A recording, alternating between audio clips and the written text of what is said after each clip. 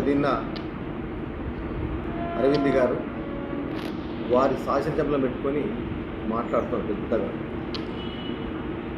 వారి భాష తెలంగాణలో వక్రీకరించే విధంగా మాట్లాడుతున్నారు. మా ముఖ్యమంత్రి గారి మీద, మా ప్రభుత్వం మీద. మరి ఎంతవరకు సమంజసమో ప్రజలు గమనిస్తున్నారు. కాంగ్రెస్ పార్టీ అధికారంలోకి వచ్చిన తర్వాత ఈ 2.5 సంవత్సరాలలో మేమేం వాగ్దానం చేసినాం, ఏ విధంగా నెరవేర్చున్నామో అందరూ కూడా గమనిస్తూనే ఉన్నారు. ఒకటి, మేము ఏదైతే వాగ్దానాలు ఇచ్చినామో అది ఒకటొకటి అంచెలంచెలుగా చేస్తూనే ఉన్నాము. తెలుసు, గతంలో ఉన్న ప్రభుత్వం 10 సంవత్సరాల అధికారంలో ఉన్నది. ఏ విధంగా ఆర్థిక భారాన్ని ఏ విధంగా అప్పులు చేసేప్పుడు అందరూ ప్రజలు తెలిసిపోయింది. సుమారు 8,20,29 కోట్లు అప్పు చేసింది. అయినా అప్పుడు ఒక పక్క అభివృద్ధి సంక్షేమము తెచ్చిన అప్పుకు వడ్డీలు అసలు కడుతూ ఇటు ప్రజల సంక్షేమ పథకాలు అభివృద్ధి పథకాలు చేస్తూనే ఉన్నాము.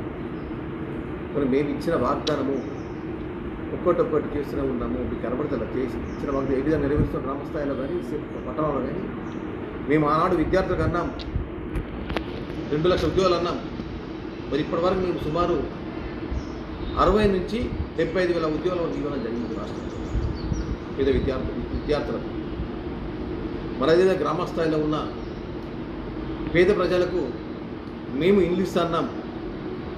ఒక్కొక్క నియోజకవర్గానికి 3,500 ఇల్లు ఇస్తున్నాం. అది కనబడతలేదా మీ బీజేపీ నాయకులు? అదేవిధంగా మహిళలకు ఉచిత బస్సు అన్నం ఇస్తున్నాం. అది కనబడతలేదా మీ యొక్క బీజేపీ నాయకులు? అదేవిధంగా ఒక్క వైట్ రేషన్ ఉన్న వారికి 200 యూనిట్ కరెంట్ అన్నాం. ఇది ఎదుగు ఇస్తున్నాం, కనబడతలేదు. మరి ఈరోజు గ్రామ స్థాయిలో 10 సంవత్సరాలలో రేషన్ కార్డు లేవు, కొత్త రేషన్ కార్డు లేవు, కుటుంబాలు విరిగిపోయినాయి, భారం పెరిగింది. మరి అటువంటివి కూడా కొత్త రేషన్ కార్డు ఇచ్చినాం. దాని మీద సన్న బియ్యం ఇస్తున్నాం. మనం ఏ విధంగా అయితే మనం సన్న బియ్యం తింటున్నామో గ్రామాలలో మన యొక్క ఇళ్లలో, అదేవిధంగా పేద ప్రజలు కూడా చాలామంది 80% మంది పేద ప్రజలు వారు కూడా దొడ్డు బియ్యాన్ని అమ్మేసుకొని సన్న బియ్యం తింటున్నారు కొనుకొచ్చుకొని. ఈ విధంగా వారికి అదే దొడ్డు బియ్యం అమ్మిన తర్వాత వారు లాస్ అవుతారు కాబట్టి అదే డైరెక్ట్ మనం సన్న బియ్యం ఇద్దాం ఉద్దేశంతో మా యొక్క ఎన్నికల మేనిఫెస్టో మేము పెట్టలేదు సన్న బియ్యం ఇస్తామని. అయినా ప్రభుత్వం మీద 3,000 కోట్ల ఆర్థిక పడ్డా కానీ ఆ విధంగా సన్న బియ్యం జరుగుతుంది గ్రామస్థాయిలో. మరి అది కనబడుతుందా?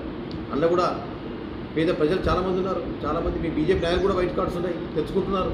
మరి కనబడతలేమా మీ అందరికీ? మరి ఈ విధంగా మేము రైతులకు అన్నాం 22,000 కోట్ల పైన మేము రుణమాఫీ చేసినాం. ప్రతి పంటకు 6,000 రూపాయలు రైతు భరోసా కింద వేస్తున్నాం. మరి మీ మధ్యకాలంలోనే 9,000 కోట్లు విడుదల చేసినాం. మరి ఇంత మంచి కార్యక్రమాలు వస్తున్నాం. ఇది ఆరోగ్యశ్రీ ఉంది. ఆరోగ్యశ్రీ ఎంత ఉండే గతంలో? 5 లక్షలు ఉండే, దాన్ని 10 లక్షలు ఇవ్వడం జరిగింది. మరి ప్రతిదీ ఇస్తూనే ఉన్నాం. మరి దాంట్లో భాగంగానే విద్యార్థులకు కూడా మా ముఖ్యమంత్రి గారు వారికి ఎంతో ప్రోత్సహిస్తున్నారు. వారి క్రీడల్లో ఎంతో ప్రోత్సహిస్తున్నారు. ఎంత డబ్బైనా సరే ఖర్చు పెడదాం, క్రీడలకు విద్యార్థుల కోసం ప్రోత్సహించిన ఉద్దేశంతో వారు ముందుకెళ్తున్నారు. ఈ విధంగా మేము ఇస్తూ పోతుంటే మీ ఒక పక్క మీ కేంద్రంలో మోడీ ప్రభుత్వము, మోడీ గారు సంవత్సరం 2 కోట్ల ఉద్యోగాలు అన్నారు విద్యార్థులకు. మరి ఏమైనా ఉద్యోగాలు ఎటువైనా అంటే ఇప్పటివరకు 24,000 కోట్ల ఉద్యోగాలు రావాలా? మరి అదే మీ ఎంపీ అరవింద్ గారికి 7 సంవత్సరాలు అవుతుంది. మరి మీరెక్కిన సందా తీసుకున్నా కానీ మా యొక్క ఒక్కొక్క పార్లమెంటు నియోజకవర్గానికి సంవత్సరానికి 36,832 ఉద్యోగాలు రావాలా? అంటే ఇప్పటి వరకు 2,57,826 ఉద్యోగాలు రావాలా? మరి ఒక్క ఉద్యోగం ఇచ్చారా ఎంపీ గారు మీరు? మరి ఏంది ఎటువైనాయి? మరి ఆ ఉద్యోగాలు ఎటువైనాయి? అంటే మేము మీకు రెచ్చగొట్టాలా? విద్యార్థులు మీ ఇంటికి ధర్నాలు చేయమన్నా వచ్చి ఉద్యోగాలు ఇచ్చేంత వరకు ఎటువంటి ఉద్యోగ హామీలని మీకు తెలుసు. మొన్ననే నీట్ పేపర్ లీక్ అయింది. దానివల్ల విద్యార్థులు ఎంత నష్టపోయినరు. కేంద్రంలో ఉన్న మంత్రి రాజీనామా చెప్పిండ్రు. మరి దాన్ని మీరు మాట్లాడరా? మీరు ఇచ్చిన వాగ్దాలు ఎటువైనాయి? మేము పెట్రోల్ పెంచాం, డీజిల్ పెంచామన్నారు. ఇలా గ్యాస్ ధర పెరిగింది, పెట్రోల్ నూనె పెరిగింది, డీజిల్ పెరిగింది. ఎంతమంది విద్యార్థులు భారం పడుతున్నది, ఎంతమంది గ్రామ స్థాయిలో ఉన్న పేద ప్రజలు ఆర్థిక భారం పడుతున్నది. ఇవన్నీ పెంచి ఇవన్నీ మర్చిపోయి మీరు ముఖ్యమంత్రి గారు మా ప్రభుత్వం మీద పడుతున్నారే. మీరు రాకేష్ రెడ్డి గారు ఒకసారి ఏం చెప్పారు ఎన్నికల్లో? ప్రతి గ్రామానికి 15 ఇండ్లు ఇస్తా చెప్పిండు. ప్రతి పేదవాడికి ₹1 వైద్యం చేయిస్తా అన్నాడు. మీరు ఎక్కడ నెరవేర్చినావు? రాకేష్ రెడ్డి గారు పెద్ద మాట మాట్లాడుతున్నారు. రెచ్చగొడుతున్నావు విద్యార్థులను. అంటే విద్యార్థి దశను ఖరాబ్ చేస్తున్నావు. వారిని ఎత్తుకెళ్ళాలా, దోచుకెళ్ళాలంటే అది ఏం పదం? తెలంగాణ భాష వాడేనా? విద్య రెచ్చగొట్టే భాషనది. వాళ్ళ భవిష్యత్తు ఖరాబ్ చేసే భాష మాట్లాడుతున్నావు. అంటే దొంగతనం కలబడబడండి అంటున్నావు. అది మాట్లాడే విద్యతేనా? మేము కూడా అనొచ్చు, గ్రామ స్థాయిలో వెళ్ళండి, రాకేష్ ఇంటిని ముట్టడించండి, వాడి ఇంట్లో ఆక్పై చేసుకొని అనొచ్చు. అది పద్ధతి అంటారా? మా మనసు అంటుందని. అంటే ఇటువంటి పాఠాలు మాట్లాడే పద్ధతి మాట్లాడుకోకండి రాకేష్ రెడ్డి గారు.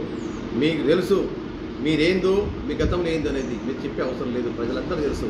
అనకాపూర్ గ్రామానికైతే చెప్తారు, ఈ యొక్క ఆర్మూరు నియోజకవర్గాలకు చెప్తారు. అరే రాకేష్ మారిపోయినేమో, మాకేమో ఇస్తారని నేను గెలిపించారు, మరి ఎంతో డబ్బు సంపాదించుకోవడేమో, సొంతంగా కట్టిస్తాడు గ్రామాలలో 15 ఇళ్ళన్న ఒక్కొక్క గ్రామంలో. అంటే కట్టిస్తాను ఆశపడి కోట్లు గెలిపించారు. ₹1 వైద్యం ఇస్తాను అని ఆశ గెలిపించారు. మరి ఇప్పుడు ప్రజలకు తెలిసిపోయింది నీ స్వభావం ఏంటనేది. ఆ రోజు గతం కంటే నువ్వు మారినవచ్చు, డబ్బు బాగా వచ్చిందేమో, ఇస్తేనే మన నమ్మకంతో నీకు ఓట్లు గెలిపించారు. ఆ రోజు చెప్పినావు, ఏం చెప్పినావు, పిట్టల దొరలాగా అని చెప్పినావు. మరి ఇవన్నీ గమనించారు ప్రజలు. కానీ ఇప్పుడు తెలిసిపోయింది, అర్థమైపోయింది. ఇది నీకు తిరగబడే రోజు వస్తే దగ్గర పడుతున్నాయి, అది మీరు మర్చిపోతున్నారు. ఖచ్చితంగా మా ప్రభుత్వము కట్టుబడి ఉంది. ప్రతి ఆర్థిక భారం ఉన్నా దానిని పొదుపు చేసుకుంటూ ఒక్కొక్కటి పొదుపు చేసుకుంటూ వస్తున్నాము. అన్నీ కూడా నెరవేర్తాము అంచెలంచెలుగా. అలాంటి ప్రజలు ఈ యొక్క మాయ మాటలు నమ్మి విద్యార్థులు కానీ, గ్రామస్థాయిల వ్యవసాయదారులు కానీ, పేద కుటుంబకులు కానీ వీరి మాటలు నమ్మకండి. మన ప్రభుత్వం ఖచ్చితంగా కాంగ్రెస్ పార్టీ ప్రతిదీ కూడా నెరవేరుస్తూ వస్తుంది. రాబోయే రోజుల్లో కూడా మళ్ళీ కాంగ్రెస్ పార్టీ ఖచ్చితంగా అధికారంలోకి వస్తుంది. వీరి యొక్క ఉనికిని కాపాడుకోవడానికే ఇటువంటి మాయమాటలు రెచ్చగొడుతున్నారు తప్ప వారిని ప్రశ్నించే రోజు కూడా వస్తున్నది. ఇవన్నీ ప్రజలు గమనిస్తారు. కాబట్టి ఇప్పటికైనా మీరు ప్రతిపక్ష హోదాను నిర్వహించండి, మాకు మంచి సహాయ సూచనలు ఇవ్వండి, మేము తప్పకుండా స్వీకరిస్తాం. ఏ విధంగా చేద్దామనేది దానికి మాకు సూచనలు ఇవ్వండి. మేము కూడా దాన్ని స్వీకరిస్తే ప్రజల కోసం మనమందరముగా యొక్క తెలంగాణ నిజామాబాద్ జిల్లా పార్లమెంట్లో, నిజామాబాద్ జిల్లాలో మన అభివృద్ధి కోసం అందరం కలిసి పాటు పాడదాం. నువ్వు పార్లమెంట్లో ఉన్నావు, కేంద్రంలో ఉన్నావు, ఒక్క పరిశ్రమ తీసుకొచ్చినావా? జిల్లాకు ఏదైనా వచ్చిందా? పరిశ్రమ వస్తే ఎంతోమంది విద్యార్థి ఉద్యోగాలు వస్తాయి. ఇప్పుడు అది వచ్చిందా? మరి కేంద్రంపై మీ ప్రభుత్వం 12 ఏళ్ళు అయింది, ఇప్పుడు ఏం చేసినాం? ఇవన్నీ ప్రజలు గమనిస్తారు. కాబట్టి ఇప్పటికైనా మనమందరము జిల్లా అభివృద్ధి కోసం పాటుపడదాం. ఒకరినొకరిని విమర్శించముచ్చట కాదు. విమర్శిస్తే ఓన్లీ పత్రిక పరిమితమవుతుంది. కానీ చేసి చూపిద్దాం చేతుల ద్వారా. మా ముఖ్యమంత్రి గారు ఏదో మన్మడి కోసము, అదేదో మన్మడి కామన్, అది మన్మడి కోసము పూరి అని చూపించారు. దాన్ని కూడా వక్రీకరిస్తే మీరు ప్రజలు మేము సహించేది లేదు, సహించరు కూడా. మీకు ఉన్న ఉనికి మీకు కాపాడుకోకపోతే మీరు ప్రజలకి తిరస్కరించే విధంగా జరుగుతుంది. కాబట్టి మీరు గమనించాలని కోరుతున్నాను.